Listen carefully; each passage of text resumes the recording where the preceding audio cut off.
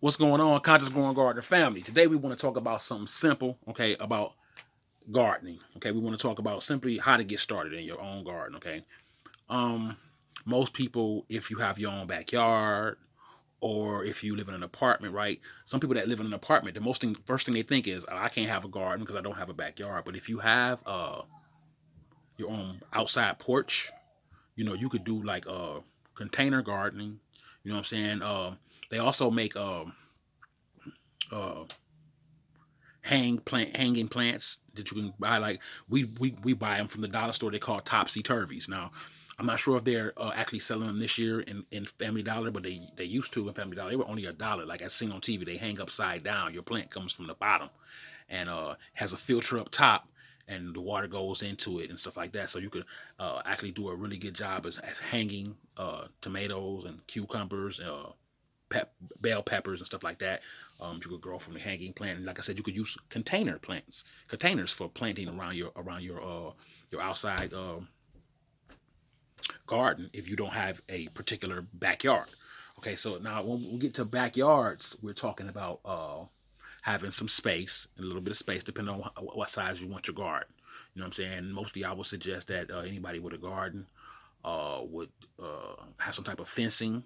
Okay, to protect the garden, to keep from animals getting into the garden, such as rabbits and groundhogs. Uh, Squirrels they'll find their way in the gardens from time to time, especially if it's around. It's like out of sight, out of mind. If it's not there, then of course it's not available. But then once it is, it's like okay, well, there's something there. So because they like squirrels like corn. So if you tend to try to grow corn, squirrels will eat your corn up. And it's weird because the one year we grew corn and uh, we had corn. Nobody touched it. Then we grew it. We came back another year and grew corn, and the squirrels was all over it. So you have to pick and choose when I guess when the food uh, in nature starts. I guess food in nature start drying up. We ain't just having problems with food in our own community. The animals is having problems with the food because last year I grew corn and they was out there eating it. So um, you want to make sure that if you want to use raised beds, you want to make sure that you making enough space. If you're going straight in ground, you want to make sure that you have the right fertilizers and the right soil to get started. Okay, some people, depending on where you live at, you have more clay like soil. Some people have dry soil, right? And this will affect the growth or the fertilization of your plant. So you want to make sure that your soil is fertile. Okay, so you want to put vermiculite in there, and maybe in your soil, maybe you want to add uh, some some uh, some gardening soil to your own dirt outside. Okay, and I suggest that you get yourself a tiller, some type of tiller. Some depending on how big you want your garden. If you got muscles or not, because hand tiller they do have hand tillers, which is very uh hard way to go. This is old Southern style, and now they have these electric and gas tillers where you can just till the area, and that helps a lot. You know what I'm saying? I also suggest that if you're gonna make a habit out of gardening, start keeping your old scraps of food, and start a compost can because putting once food breaks down back down the soil, it has very good properties and fertilization in it, and it helps with the growth and of the plants and stuff like that. And that goes really good back in the soil. So when you finish your gardening for that year, you have plenty of good gardening soil, which is compost, and you can put that into your garden and mix it into your soil, and you'll get you'll have a very really fertile ground to grow in. That's what you want. Um, let's see, what else can I tell you guys about container growing or gardening in the yard. Sometimes if you want to do herbs and stuff, that's a good thing to use a lot of containers and stuff like that. You can make a little space in a container, and they have those long containers. They also have just pots. You can use pots, and you can go get you some potting soil. So if you're using pots, you might want to use potting soil. Okay, if you're out in the garden, in the yard, you want to get you some gardening soil. Okay, make sure you get some fertilizer. Okay, so that you can feed the plant. Okay, and check the soil to make sure that it's the right uh, moisture or dryness for that particular plant. Some plants like their soil dry. Some plants, because they like their roots real wet. Some plants like they like a lot of they need a lot of water. Okay, they're big feeders. Okay, so you have to feed them more often. And usually when you get those seed packets, you can look on the back of the package, and most of those seed packages have the information about what time it's best to start planting that particular plant, what season, what month, what weather, how often you should water it or whatever, you know what I'm saying? And we can go through those things. Of course, on the Conscious Growing Garden channel, we're going to talk about those things further as we actually spend time out in the garden. Coming up this fall, we're going to have the fall garden coming off, and we'll be sharing those tidbits about being out there from how you deal with colder climate plants to how you deal with the plants that thrive more in hotter weather.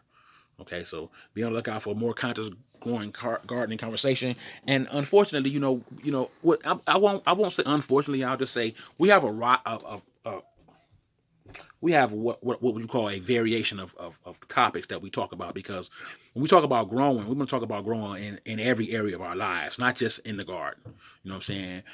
Gardening is a particular passion of mine, because you can feed your family with it. It's much more healthier for you. Um, you stay away from a lot of pesticides and crap dusting that's in a lot of these foods out here. Um, the taste is just way better than store bought um, vegetables or fruits and stuff like that you could buy in a store. It's just a way better quality. I believe anyway. You're not getting things secondhand or last minute. You got a week before this go bad. You got 5 days before this go bad. When it comes out from your garden, it's just fresh. Um, you have your pluses and your minuses. It's not like the greens. You have to clean greens anyway. So if you clean greens from the store, you're going to clean them from your backyard too as well. So you got like I said, you have your pluses and your minuses when it comes to these things. But I mean, things really tend to thrive in your garden. It's more meticulously. It's more of a job. You have to take care of it. You have to get out there, and you have to, defend it against the insects and the weeds and some, the insects will be sometimes the ants those roly, as I call them, roly polies, the little, and then you have aphids, you have hornworms, you have all kind of things that can get in your garden. And this is what we use, like stuff like diatomaceous earth, and we spray a little peppermint oil sometimes on the leaves and stuff just to and this we only do that when we see that there might be a particular a bug in the area that might be doing damage to the plants or eating off of it, and we'll come back and we'll defend against it. Um, as far as the animals is concerned, we use a little repels all, which is nothing but coyote urine and basically is what it is. It's coyote feces that you spray or sprinkle around, and that smells like it tells the animals that there's a coyote in the area, and most animals fear coyotes because, like deers and uh, squirrels, raccoons, and birds and rabbits, they fear him because they like, oh, if it's a raccoon in the area, I mean, if it's a excuse me, if it's a coyote in the area, it's going to eat me. Coyote will rip the head off of a skunk and eat it. No, he won't. He probably won't eat it, but he'll rip the head off a skunk. So coyotes is kind of crazy. So um, they are really deterrent. They deter other animals definitely when they get in the area and they say, oh, yeah, it's coyotes area. So we use that. We also use sometimes we use Irish Spring soap around a fence. And that smells like a man, which kind of keeps them away. They think if man is back there, they're not coming back there. Um, we'll use a little garlic. Sometimes we use garlic around the fence. That deters the squirrels from eating the corn. If the corn's against the fence, we have a fence back there. We have corn, and they'll come and eat. But if we put the garlic up there, they won't come back. They don't like the garlic. So you have to do little things just to keep defend against the enemies of your food. You won't have any. They'll have it all. So this small tidbits things, and just how to get started. Like I said, some people choose to use raised beds, Okay, so they want to go directly into the ground, and that's a lot. That's always if you don't want to destroy the ground. I mean, you're not destroying the ground. They call it destroying the grass, but you can buy grass seeds, it'll grow back. In that area, and depending on how long you plan on gardening, especially if you fence it off. You know, and like I said, it could be a great hobby. It could be a great time of meditation. Once you are out there uh doing the smallest things, like whether it's container gardening, or whether you're using your tiller to till out a certain space of how much space you want to use for your garden. You want to make sure you make rows for whatever you're growing, and whether you're growing for yourself, your whole family. If you want to, if you want to sell some, if it's just your first time and you're practicing for your first time gardeners, you know what I'm saying. You might want to try to use container if you in for the first year, and if you really want to get serious, and you go get you a tiller and get you a fence and put it up, and really really get on hands on in as far as making sure you got the right type of fertilizer. Make sure you're keeping your grass clippings, even your leaves. Those all are good for compost. They break back down the soil. They're really good for your soil every year. Okay, and happy growing, man. Happy growing.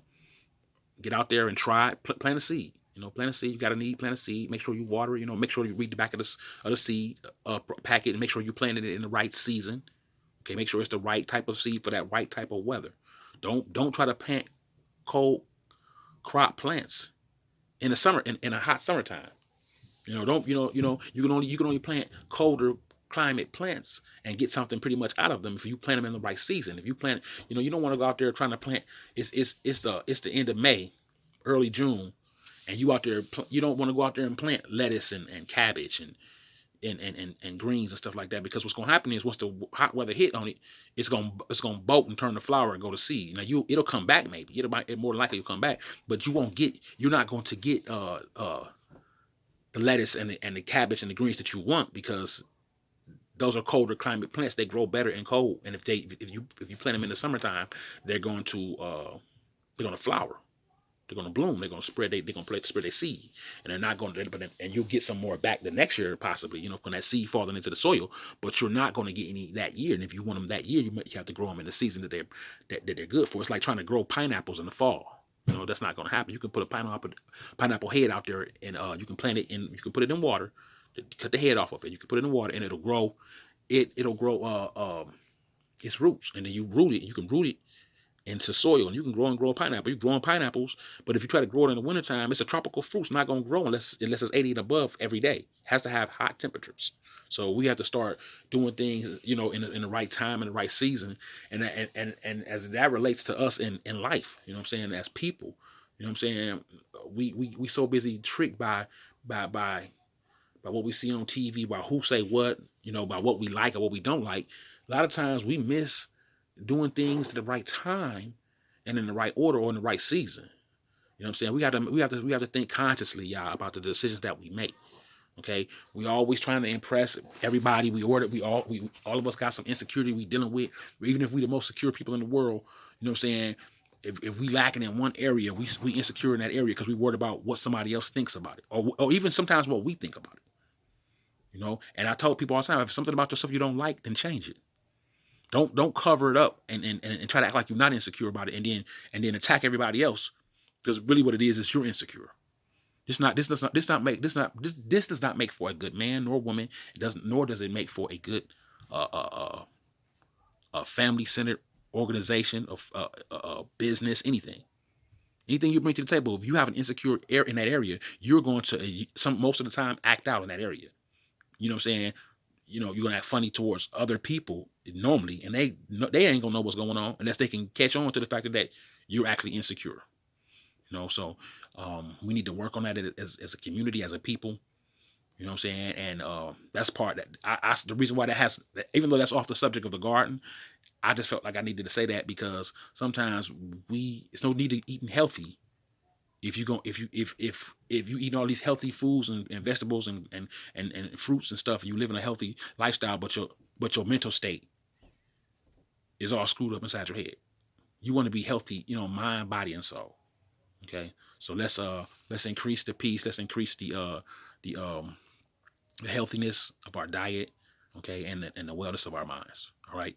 Family, we out. This is the Garden Guru. We are the Conscious Growing Gardeners. We'll catch you guys later. And as always, be careful in these streets as well as these YouTube streets. All right, I'm out. Peace.